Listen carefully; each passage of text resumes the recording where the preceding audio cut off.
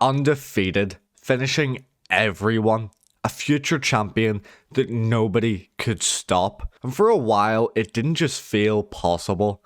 It felt inevitable. But now, we're not even sure if we're ever going to see it. Shavkat Rakhmonov isn't just another contender. He is one of the most complete fighters the UFC has seen in years. A silent killer. No trash talk, no noise. Calm, composed, calculated, dangerous everywhere. On the feet, on the ground. It does not matter. And at welterweight, that's a serious problem for everyone else. Because most fighters, you can find a way in. A flaw, something to target. But with Shavkat, it never really felt like that. He entered the UFC 12-0. Every single win was a finish.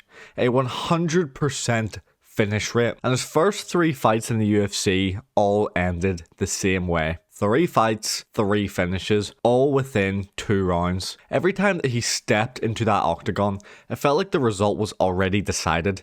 He was inevitable. He doesn't rush, he doesn't panic. His fight IQ is what really separates him. He reads everything, breaks you down, and eventually finishes you. After winning his first 3 UFC fights in dominant fashion, it was time for his first real test.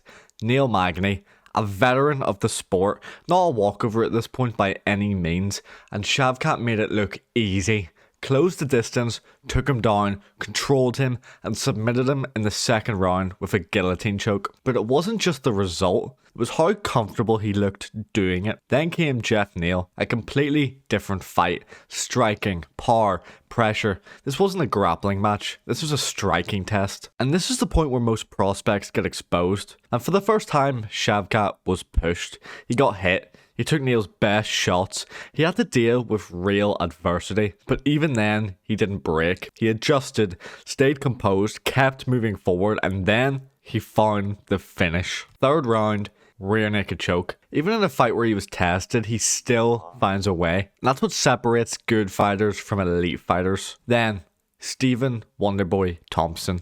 One of the greatest strikers in UFC history. Elite movement, dynamic kicks, perfect distance control. The kind of fighter who makes people look lost.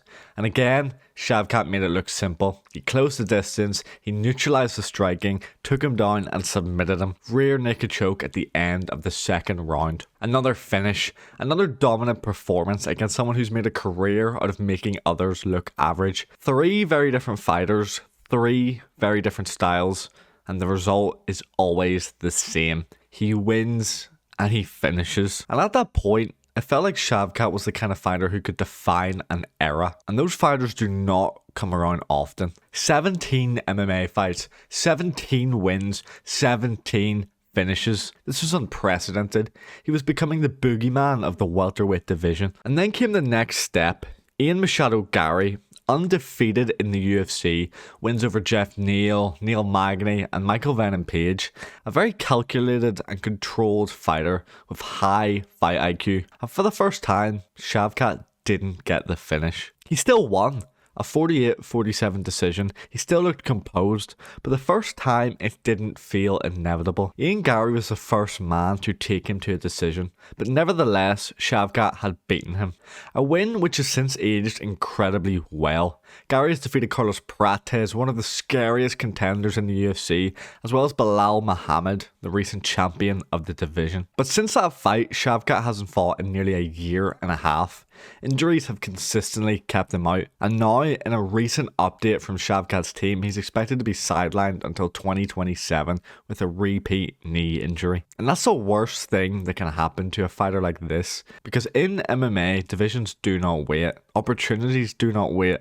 New contenders come through, new matchups get made, and if you're not active, you get left behind. We've seen this before. Zabit Magomedsharipov, incredibly talented fighter, creative striking, dominant performances. He looked like a potential future champion. And then he was gone. Not because he wasn't good enough, but because timing and external factors just didn't work out. And now we're left wondering what could have been. And that's exactly what this is starting to feel like. Because when Shavkat fights, he looks like the best fighter in the division. And when you see that level of ability, you expect greatness, titles, defenses, a long dominant run. But potential doesn't guarantee any of that. Because in MMA, it's not just about how good you are, it's about timing, activity, momentum. And even if one of those slips, everything changes. So now the question isn't just how good is Shavkat Rakhmonov, it's what are we actually going to see from him? Will he come back, pick up where he left off, and finally take over the division? Or will he just become another name added to the list of fighters who could have been great but never got the chance to show it? Because right now, he's not just one of the most dangerous fighters in the UFC, he might be the biggest what if of all time.